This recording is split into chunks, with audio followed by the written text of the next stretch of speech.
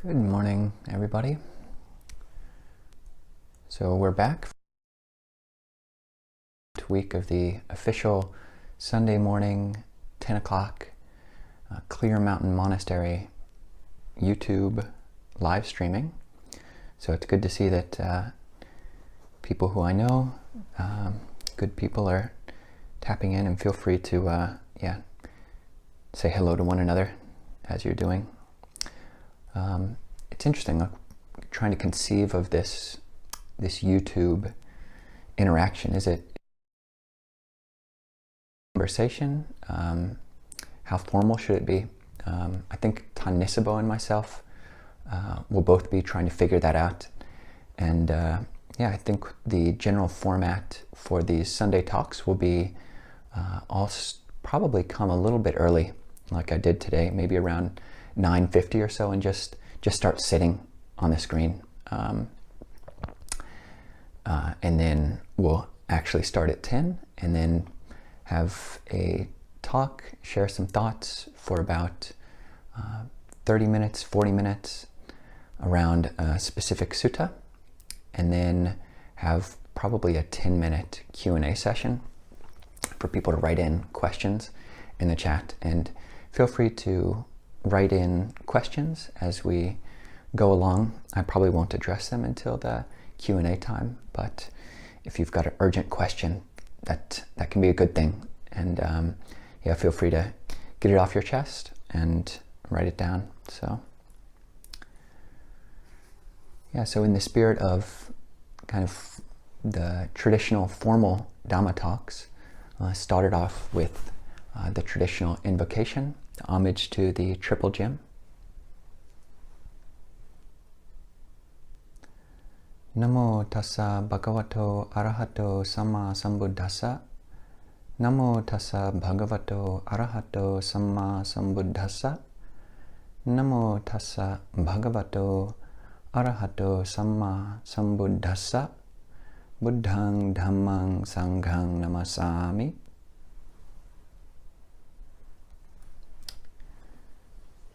So that's the invocation, which is homage to the blessed, noble, and perfectly enlightened one.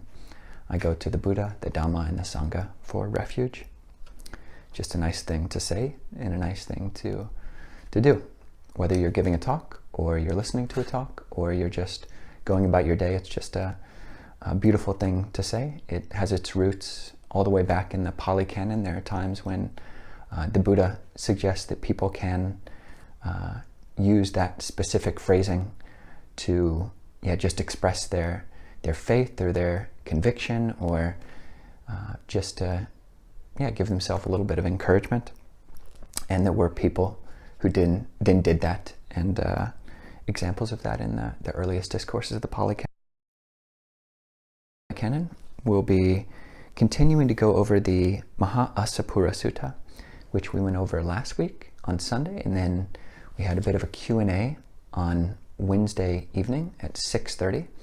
And this sutta is just so rich. As I mentioned in one of those sessions, it's definitely one of my favorite suttas from, well, pretty much from any of the major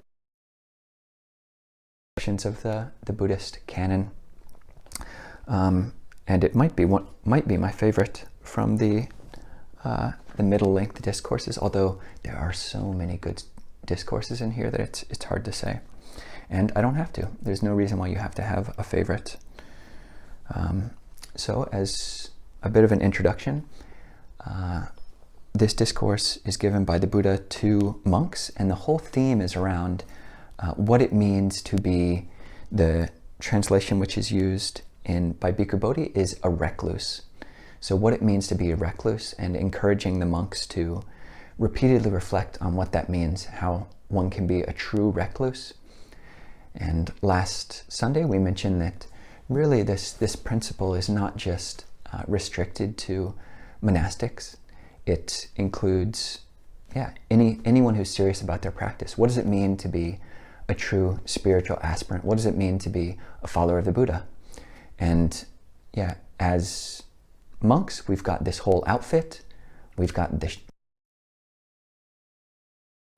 accoutrements that kind of say to the world, we leave the monastery, and just by looking at us, people know, oh, there's a spiritual aspirant. They might not know we're a Buddhist. They might think we're Hare Krishna or who knows what, but they've got some idea that this is a monk, this is a nun, this is someone who's serious about their practice. And yeah, for people who are tuning in on a Sunday morning to a talk about Buddhist discourses, you too are spiritual aspirants to various different degrees.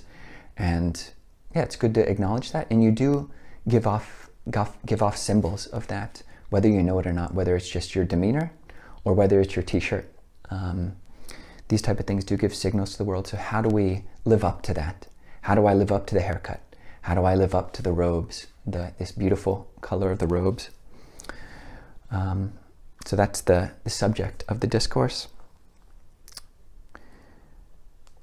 And I think we won't really try to complete the full discourse, because really this discourse gives the full measure of the spiritual path from the very beginnings, when we're thinking in terms of self, when it's about, I will train myself to have a sense of conscience.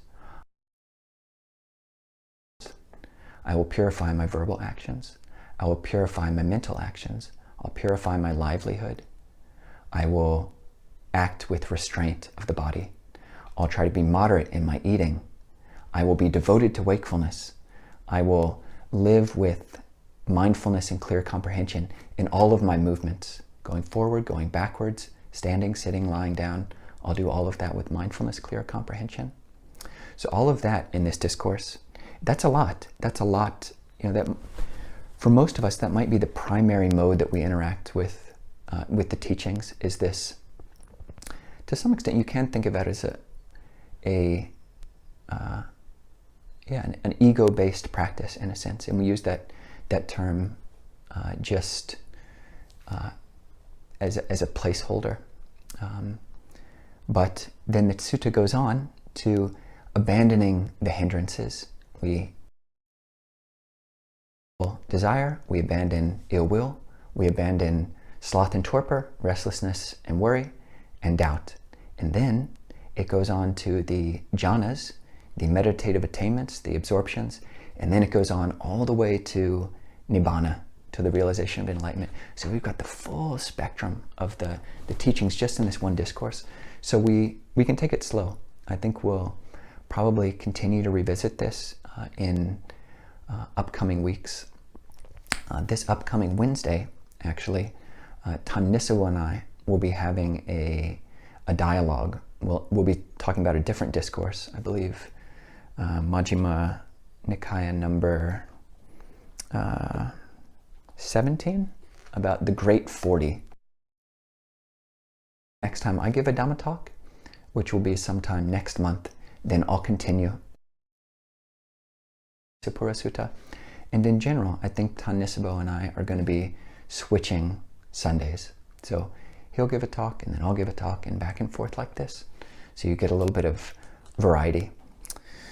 So jumping into the discourse, we started off with the first affirmation, which is about what's translated by Bhikkhu Bodhi as shame and fears of wrongdoing. And the Buddha here has us train. So, and these are actually quotes. So you can think of these as affirmations, perhaps. This is something you actually think, or you can even say it out loud. So the first one is, we will be possessed of shame and fear of wrongdoing.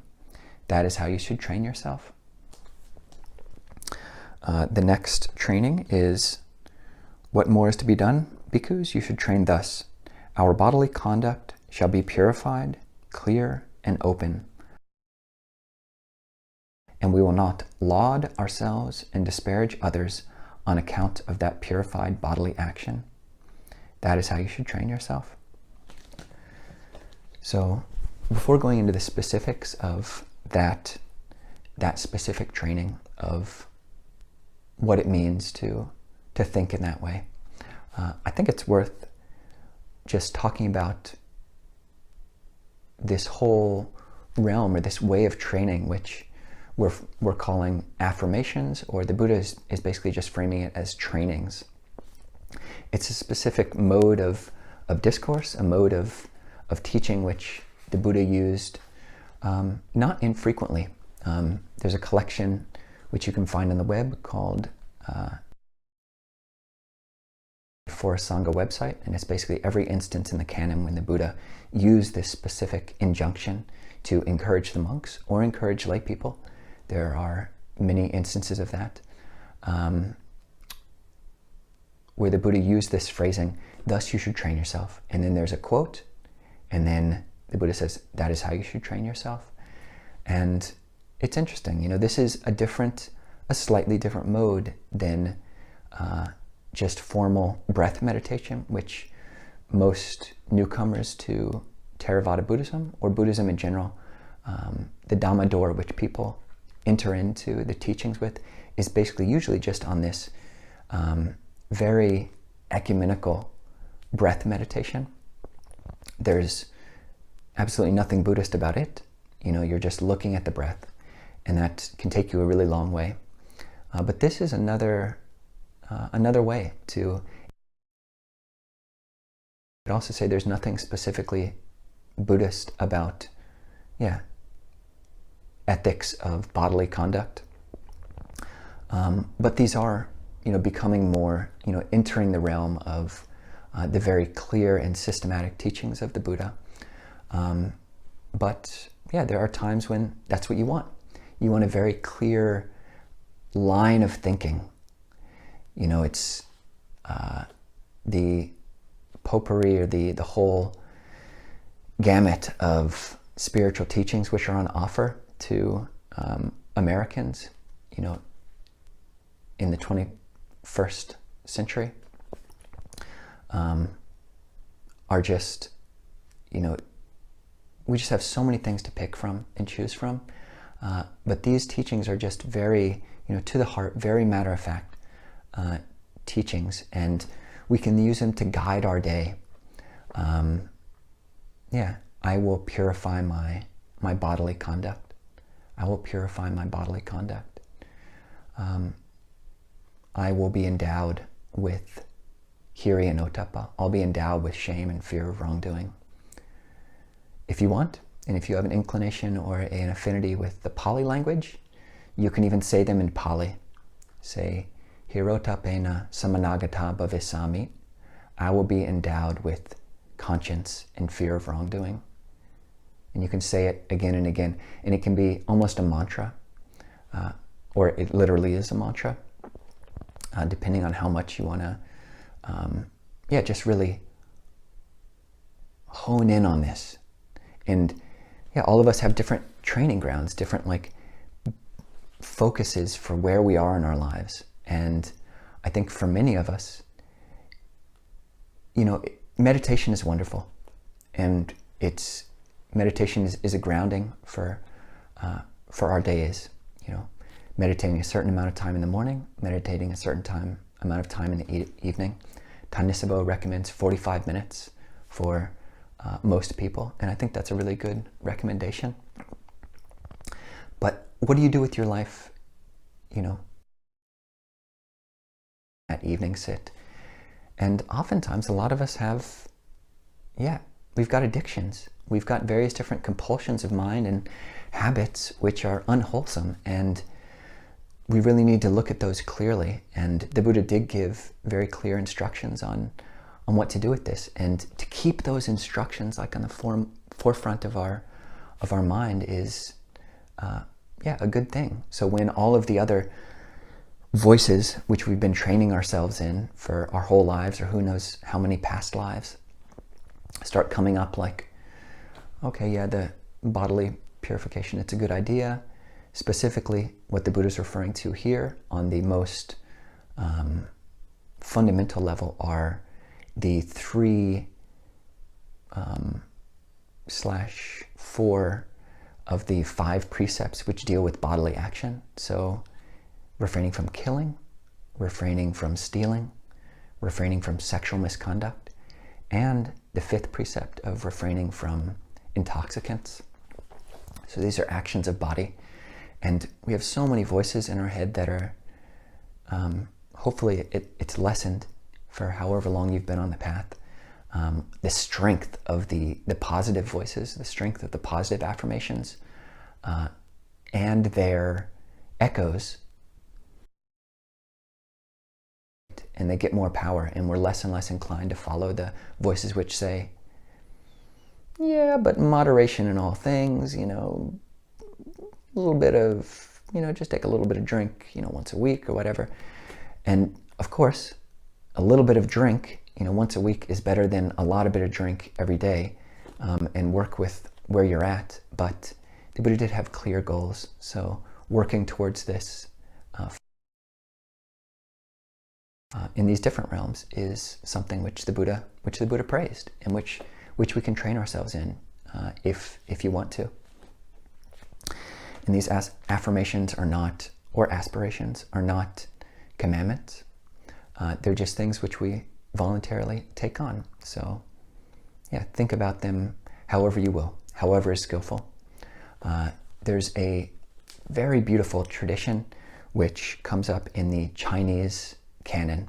I think it might first appear in the Avatamsaka Sutta, but there's this tradition of having affirmations which you do throughout the day, which kind of take this principle mentioned in the Maha-Asapura Sutta and just elaborate on it, you know, to the nth degree. So basically, there's a great book by Thich Nhat Hanh. I don't remember the name of it, but basically it's a list of these different affirmations which you can bring to mind every day. So it'll be, as you brush your teeth, brushing my teeth and rinsing my mouth, I undertake the training to speak kindly to all.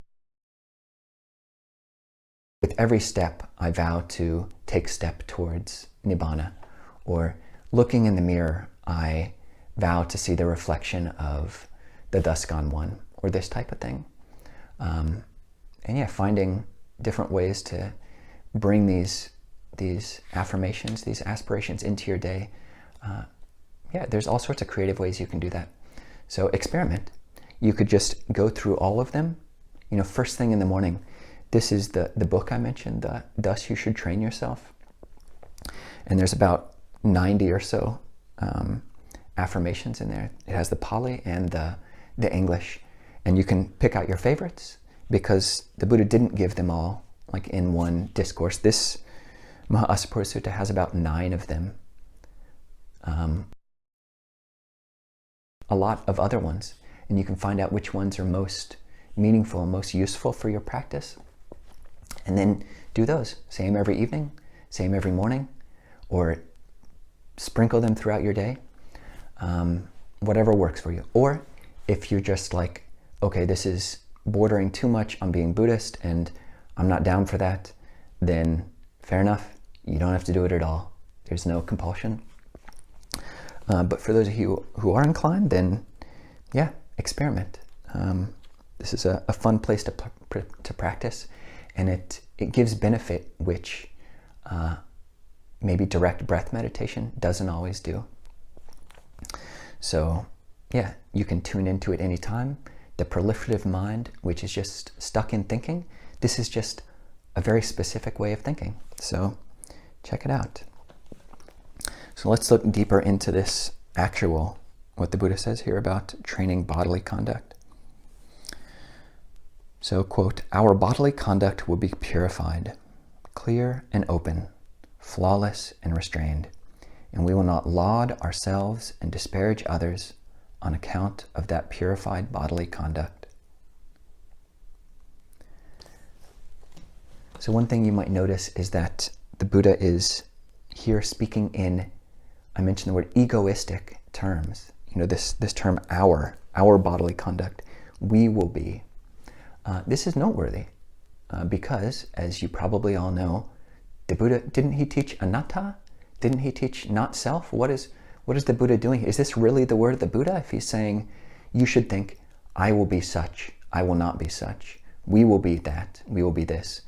And this discourse is being given to a group of people. It's being given to monastics, a group of monastics.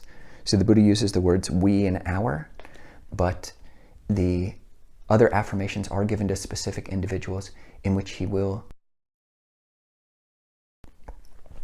So this brings up a really useful acknowledgement about the scope of Dhamma, is that yes, all things are not self, all things are impermanent, all things are dukkha. Nothing is worthy of clinging to as self. But the Buddha he was strategic. He spoke to people.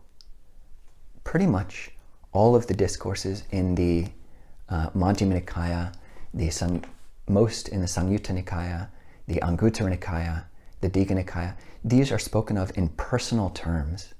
The Buddha, as a human, speaking to other humans and giving advice on a human level in terms of, these egoistic terms of I and you.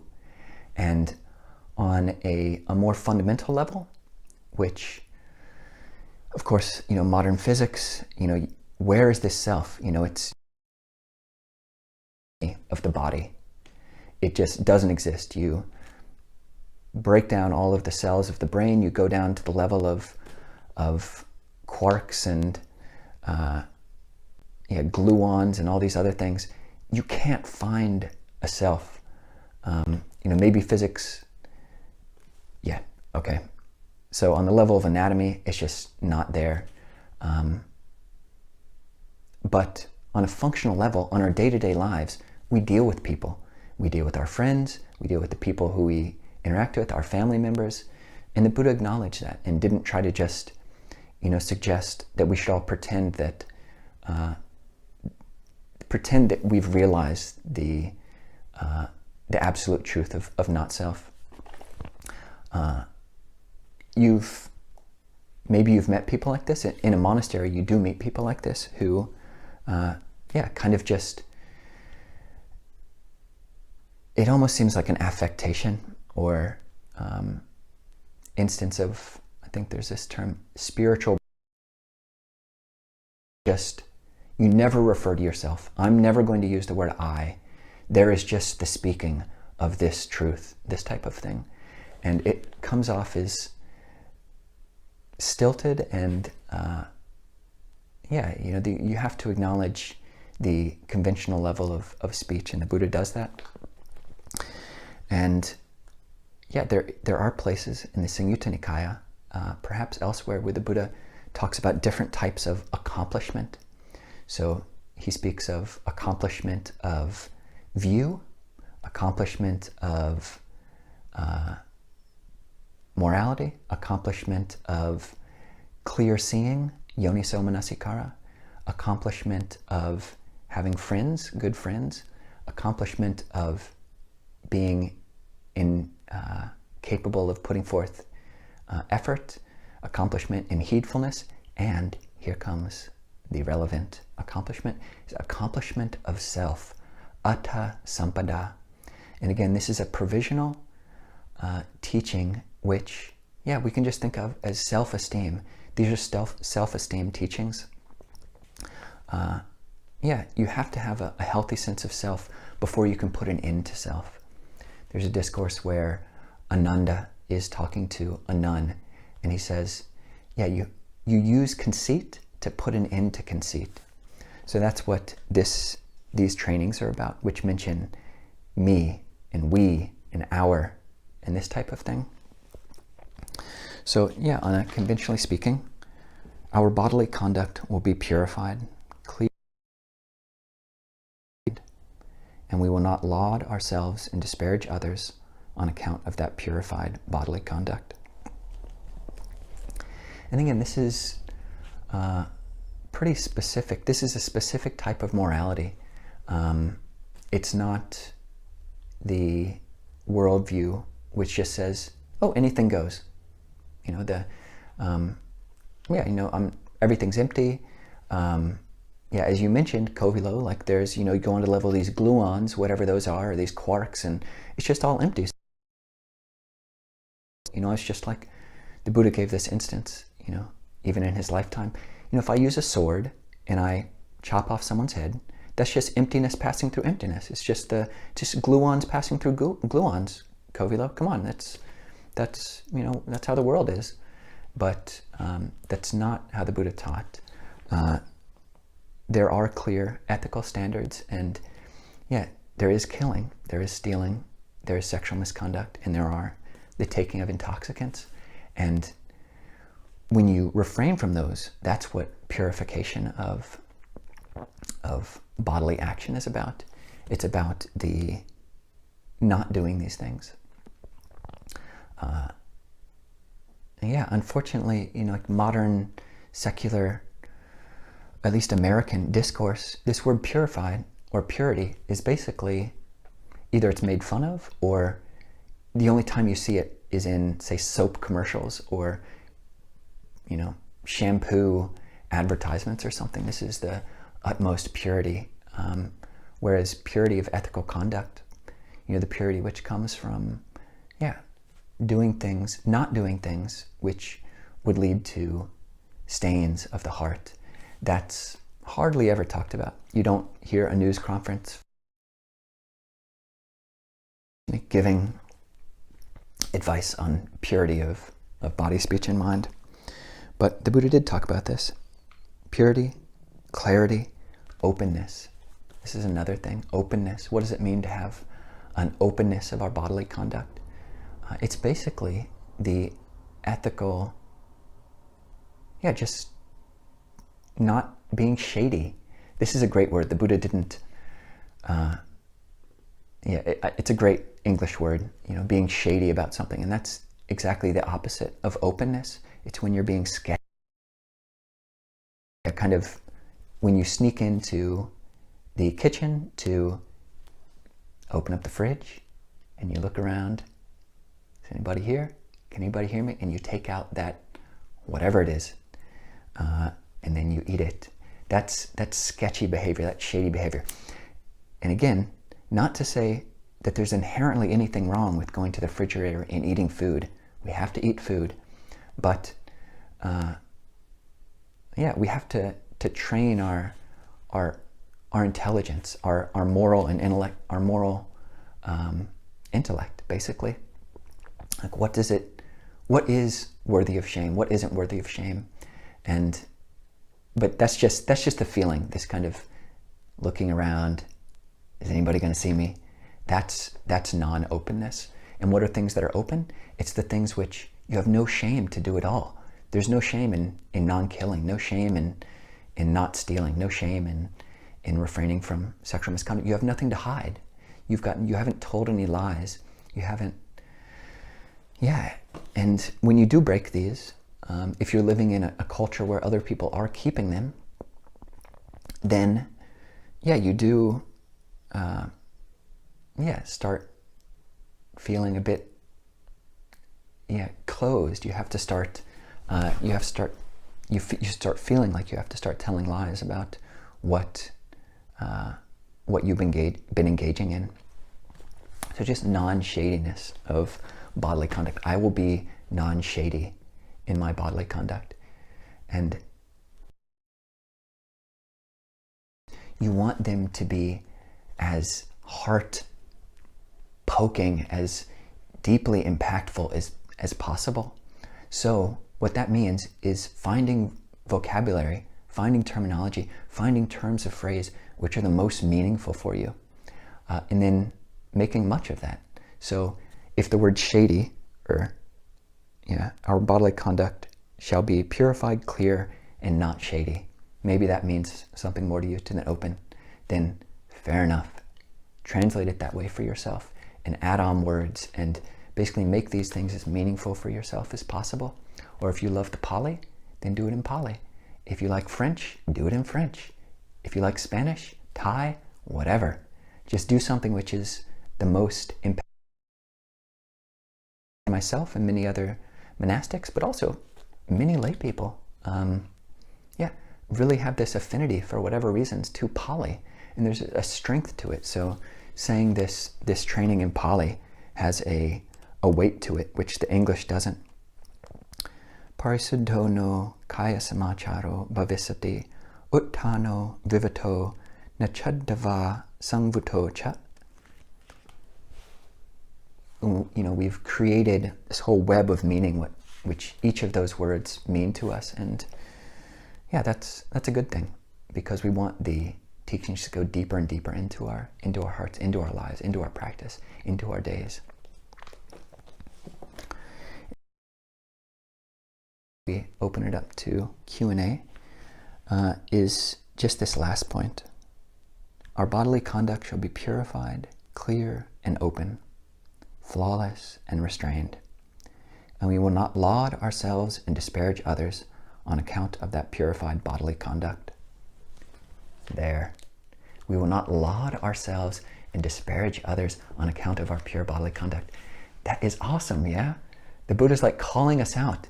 And this is where the healthy or intelligent ego practice, or provisional use of self, strategic use of egoistic thinking comes in.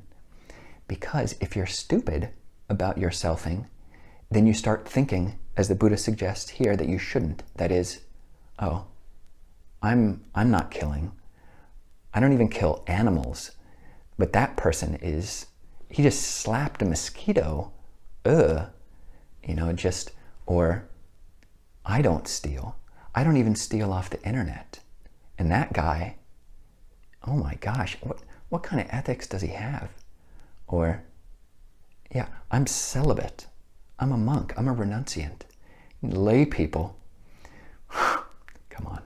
So this is the exact type of pig-headed, unskillful, ham-handed type coarseness of thoughts, which the Buddha is saying, don't do that. Yes, you are training this self, this ego, but you don't want to be dumb about it. You don't want to start thinking you're better than everybody, because that is the exact opposite of what you want to be doing, and it runs counter to the truth. There's no self. So this self that thinks you're better than them, that's ignorance. So keeping your moral bearings, but not doing it in a way which lifts yourself up and then disparages others. But again, yeah, you do see it, and it's important to see these things. Yeah, that person is killing, and I've got a clear sight that that's not going to be good for them, and I'm not doing it, and that's a good thing. And to the extent that you have a moral, this moral self-esteem, yeah, I'm somebody who practices precepts. I'm somebody, I haven't drank a drop of alcohol for 15 years, however long. I haven't, had any kind of inappropriate sexual activity for however long. And this is a fun way of thinking if you want a bit of a wholesome ego boost. Again, not to boost yourself or to disparage others, but think about your history, your personal chronology, and think, oh yeah, I'm on this Buddhist path. I've taken the 5 precepts, and I haven't.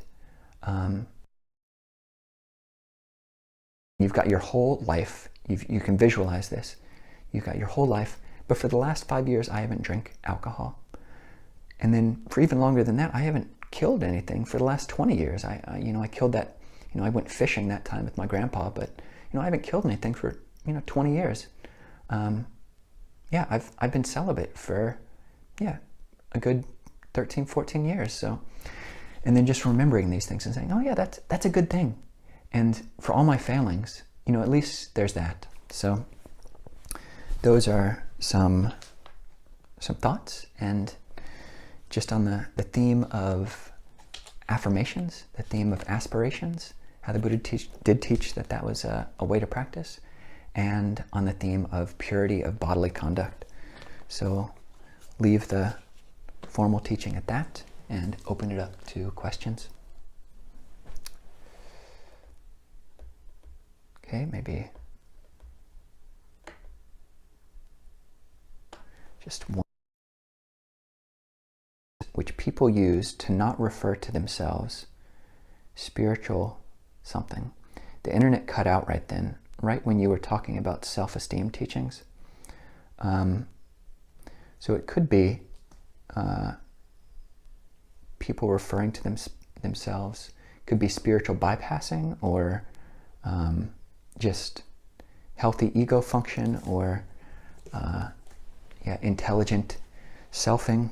I'm not sure. I think I used a bunch of words. So, but I believe this teaching will be up on the internet, so you can go back and look. Yeah, the teaching on brushing one's teeth, I told my sister about that and referred her to this list of the Thich Nhat Hanh trainings, which I think I'll put a link to those in the YouTube below. But yeah, my sister does that with her daughter, who's 6 years old. Every morning when they brush their teeth, brushing my teeth and rinsing my mouth, I promise to speak wholesomely. I promise to refrain from lying, this type of thing. So what a cool thing, and what an easy thing to teach with children, especially. Another question. So, do you feel there is an advantage to focusing on one training only for a period of time, or at least to give emphasis to one? Yeah, definitely. And you can do that in different ways. That's a great thought. I know people who have one virtue that they take for a whole year. So this is my year of contentment. I will be focusing on this. I'll make time every week, every Sunday at a specific time to think about contentment, and I'll journal about it. And I'll schedule a talk with my friend every month to talk about contentment. What does that mean? And I'll read texts on that, But for these, especially, these, I'll also put a link in the YouTube notes for this book, Thus You Should Train Yourself, because just in terms of verbal, or in terms of what we just talked about today, bodily conduct, bodily training, this discourse has one training, but there are several of the discourses which specifically mention other ways of training bodily conduct. And one very specific way which this, one of the verbal trainings is, I will not tell a lie even for the sake of a joke. Okay, so that's a very specific teaching, and teaching about what the specifics of what are the implications of that. But yeah, do what works best for you, and really focusing on one training for an extended period of time could be a great way to go deep, and that's what we want to do. We want to go deep. And although if you recite all of these, to recite this whole book in Pali or in English, I think I've only done it, say, once or twice, but it takes about half an hour. But to read all of the trainings from this Maha Asapura Sutta, if you take out all of the information between those, that would probably only take 5 minutes. But yeah, you go broad, and that's great because you're covering the whole spectrum of your life, basically: body, speech, mind, livelihood, sense restraint, moderation in eating, wakefulness. You can also go deep and really focus on one. So that's a good point. Yeah, thank you.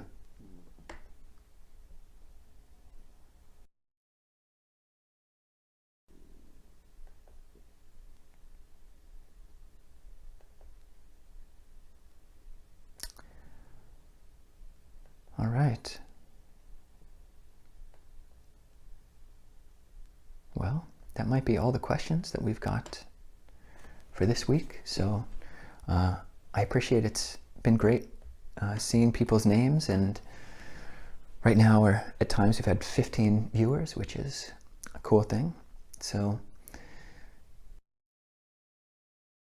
these Clear Mountain Monastery YouTube channel teachings, there's also a podcast which Tan Nisabho has set up, and he and I will be giving teachings on these channels, and we'll also be inviting our friends, other monks, and our teachers to come have conversations. And so be on the lookout for that. And of course, there's so many good Dhamma resources on the net these days, and just find out what flavor works for you and keep doing that. So until Wednesday, hope everybody has a good Sunday, and take care, everybody.